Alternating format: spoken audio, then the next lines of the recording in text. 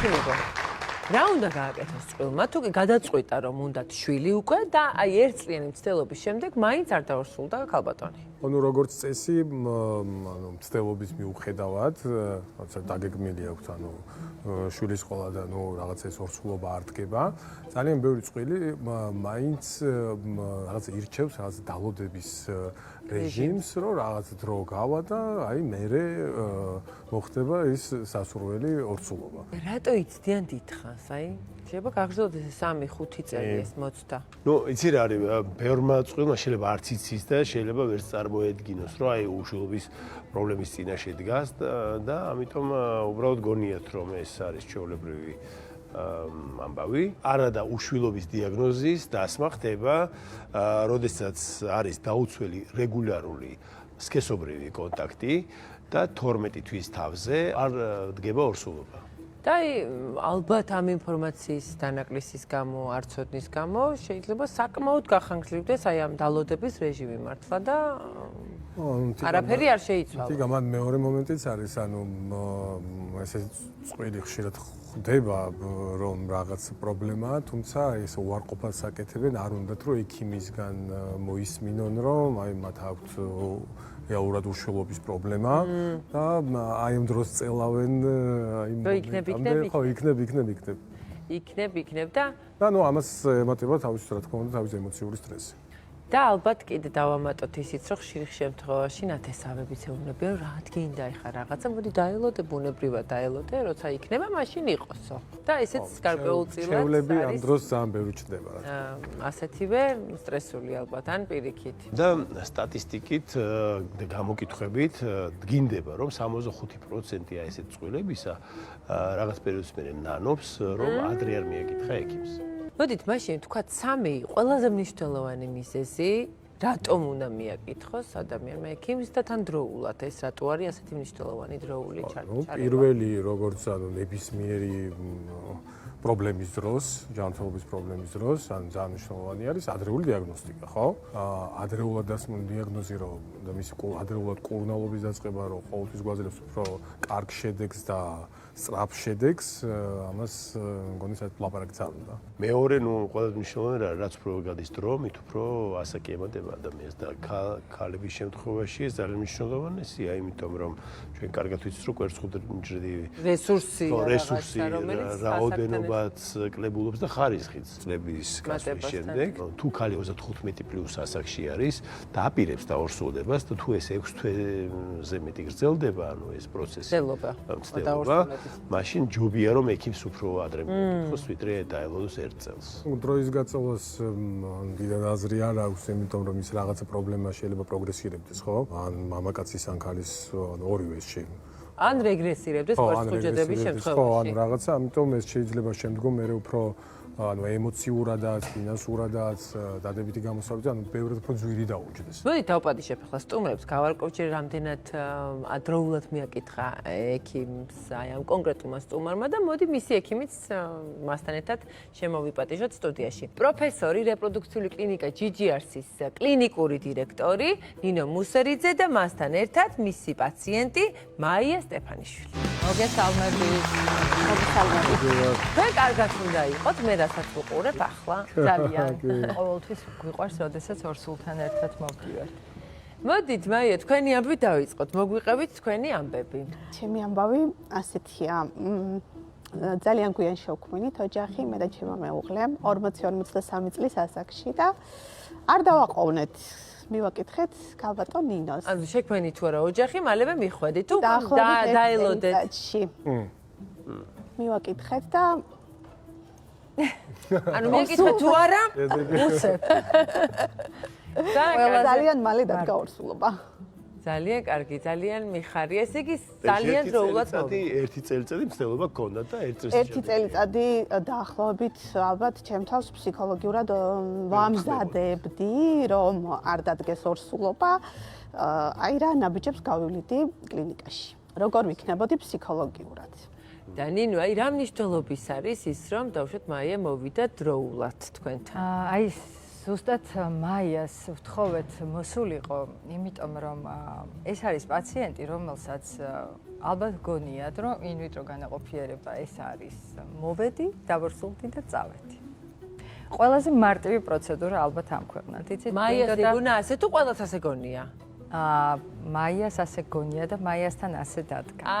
მაიას შესაბამისად, მაიას შემთხვევა ასეთია და მინდოდა მარტივი პაციენტით დამეწყო. მარტივი როგორ?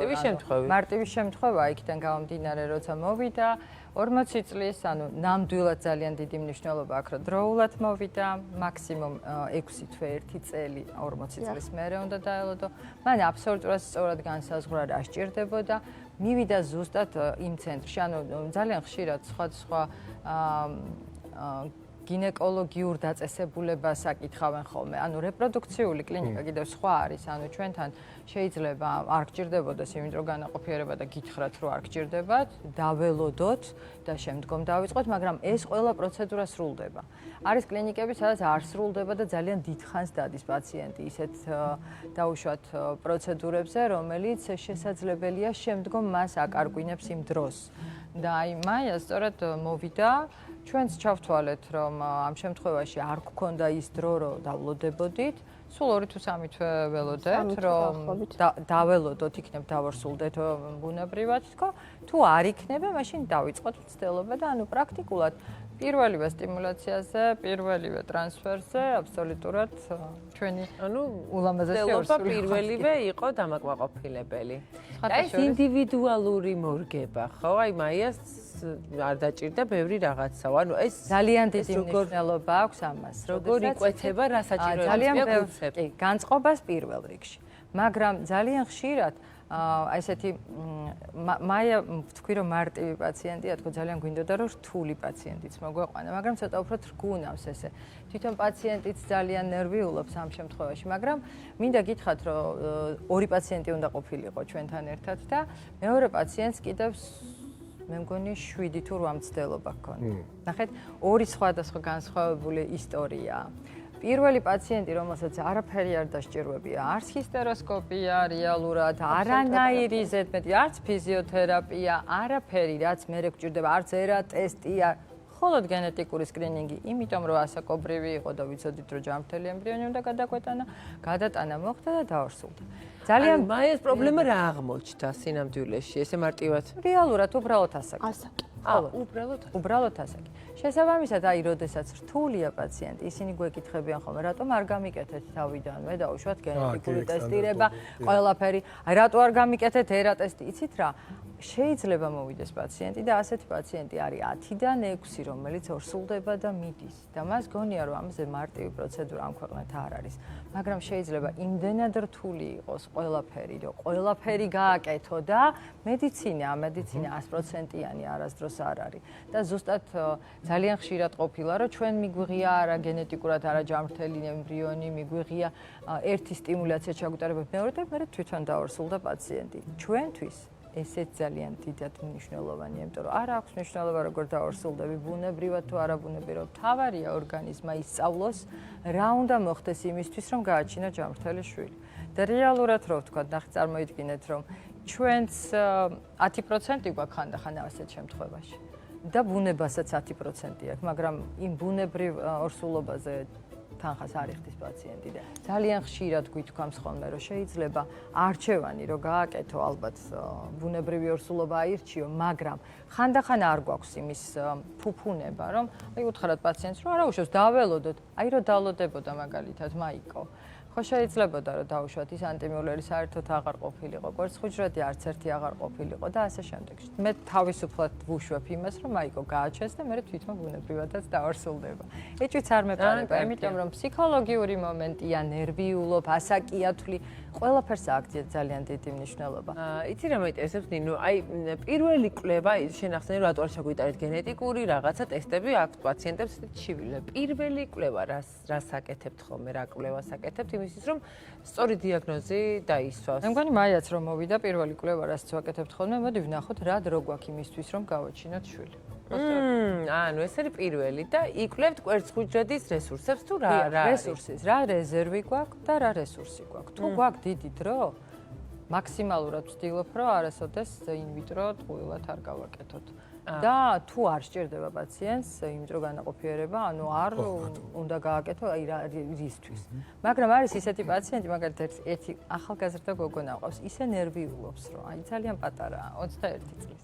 და ისე ნერვიულობს ამაზე, რომ არ ორსულდება, აი მართლა. მოვიდა ინვიტრო მინდა, ვიტყრა. ვიტყარი რომ არ გჭირდება, თქვა აი მართლა არ სჭირდება. დარწმუნებული ვარ ამაში, რომ არ სჭირდება, მაგრამ ვერაფრით ვერ დავარწმუნე თვითონ ის, რომ არ სჭირდება. გესმით? და ხანდახან აი ძალიან ბევრი პაციენტი ალბათ ისინიც მიყურებენ, ვისთვისაც მithქვამს რომ არ გჭირდება, მაგრამ მაინც გამიკეთებია. მე იცით რატომ? იმიტომ რომ ის დამშვიდდეს. ძალიან ბევრჯერ გვისაუბრე ნინოსთან და ძალიან მომწონს ის, რომ მართლაც რეალობა ის არის, რომ თქვენი ჩარევით ძალიან ხშირად ადამიანი მშვიდდება, ორსულს იღებს და შემდგომ უკვე თითქოს ეს ყველაფერი ისე იხსნება, რომ ორსულდებიან ძალიან ხშირად. შემ შემთხვევაში ეგ როდესაც მე ქალბატონი აი ახალგაზრდა გოგონა რო ახსენე 21 წლის დარწმუნებული ვარ, მას ეხა სტრესი აქვს და ამ სტრესის ფონზე ვერ ორსულდება, თორე თუ სტრესი მოეხსნება ჩვეულებრივად აბსოლუტურად. კი, ფსიქოლოგიურ მომენტ ძალიან დიდი მნიშვნელობა აქვს. თქვენ ალბათ ყველა მიცით ეს იქიდან გამომდინარე, რომ ძალიან დიდხანს რო ვიფიქრო ალბათ ონკოლოგიურ დაავადება უნდა დამემართოს, რომ ნამდვილად დამემართება. აქედან გამომდინარე ეს ფობიები რაღაცა გვაწუხებს, ხო?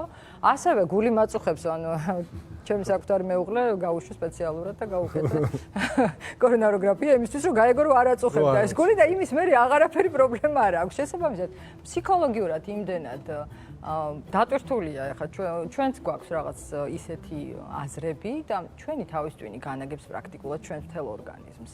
აქედან გამომდინარე ძალიან ბევრი ადამიანია ვინც ვიცი აი დაბადებიდან ფიქრობს რო აიდგა ფეხი რომ შვილი მეყოლება თუ არა არსებობს ესეთი ფობიები ასე ვთქვათ როგორც უნაყოფობის ფობია ან ბებოს ან დედას ან რაღაცა პრობლემა ქონდა ისე როგორც ძუძუს კიბოს პრობლემა ხო ანუ ყველაფერთან დაკავშირებით ჩვენი თავის ტვინი აბსოლუტურად უზრუნველყოფს ჩვენი ფიზიოლოგიის ალბათ 80%-ს და შესაბამისად პოზიტიური განწყობა ძალიან დიდი მნიშვნელობა. აი მაიას როგორი განწყობა ქონა ბავშვობიდან? რას ფიქრობდით? მეყოლება თუ რა შვილიო და როგორ ხედავდით თქვენს დასრულობას?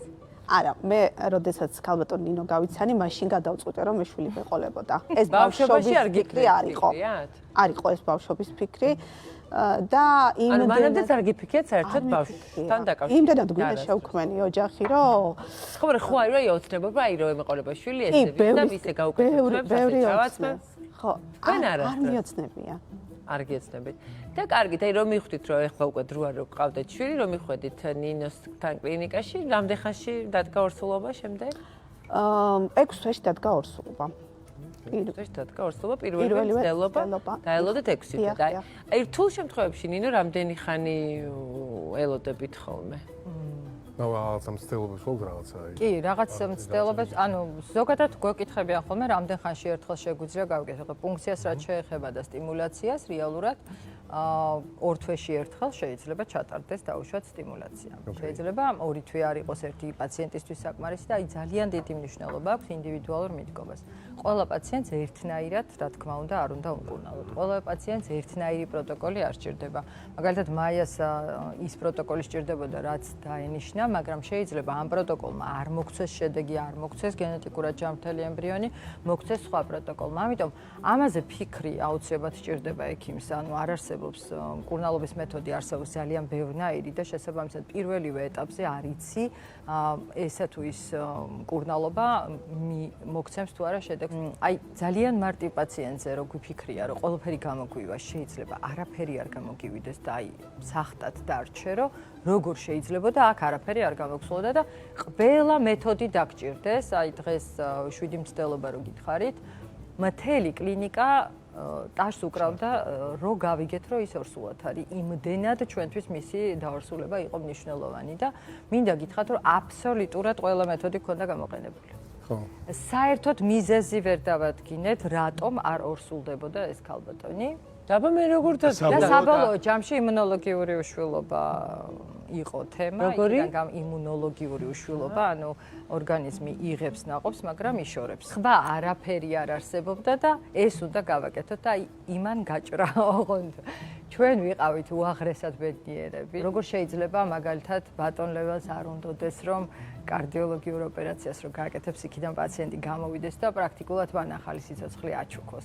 როგორ შეიძლება მაგალითად არ გინდოდეს რომ ძვლის სიმსივნე აქვს პაციენტს და ის გადარჩეს და რეალურად მეორე სიცოცხლე აჩუქო. არ არსებობს ჩვენ არ გვინდოდეს რომ ის ნაყოფი რომელიც ჩვენი ხელით შექმენი რომ მას ახლა სული არ მისცეს და დედამ არ გააჩინოს. რა ვიცი, მე ვფიქრობ რომ საუკეთესო პროფესიაა ექიმობა. მიუხედავად იმისა, რომ შეიძლება აი ძალიან ბევრჯერ რაღაც იმედგაცრუება გქონდეთ, მე ვფიქრობ, რომ აი ის ერთი პაციენტი, რომელიც მოვა და მადლობას გეტყვის იმისთვის, რომ მას აჩუქეს სიცოცხლე. ამაზე დიდი ბედნიერება არაფერი არ. და მე მადლობას ვამბობ. ძალიან კარგი. ყველა პაციენტს ვთხოვ, რომ აი ამ ბედნიერებამდე რომ მივიდეს, ფარხმალი არ უნდა დაყაროს. ნამდვილად, მეც გიხდით მადლობას. მიჩვეული ვარ მე იმას, რომ ნინო ისეთი აზარტით საუბრობს ხოლმე ყველა შემთხვევაზე, რომელიც მის პაციენტებს უკავშირდება, რომ და დაახლოებით წარმოადგენენ მაგდა ალბათ ჩვენს მაყურებელსაც უკვე იმიტომ რომ მარტო მე ხარ ვისმენავ ყველაფერს როგორ უდგება ალბათ თითოეულ შემთხვევას რომ დადგეს ის ბედნიერი დასასრული და აი მართლაც ეს რეპროდუქციული ჯანმრთელობა ისეთი შემთხვევა რომ არა მხოლოდ იმ ერთ ადამიანს უბრუნებ დაუშვათ ჯანმრთელობას არამედ რაღაც კომპლექსურად ძალიან ბევრ ადამიანს აბედნიერებს ერთად იმ კარგი ამბით რომელიც უკავშირდება სასურველ შედეგს შვილს, რომელსაც ასე ძალიან ელოდებიან. მადლობა თქვენ მინდა რომ ძალიან ბევრი ბედნიერი, მშობელი, ბედნიერი მშობლები, ბებიები, ბაბუები იყვნენ თქვენს პაციენტების რიგებში, რადგანაც ძალიან დიდი ბედნიერება მართლა ადამიანს მისცეს, რაც ასე ძალიან მოუყვარს.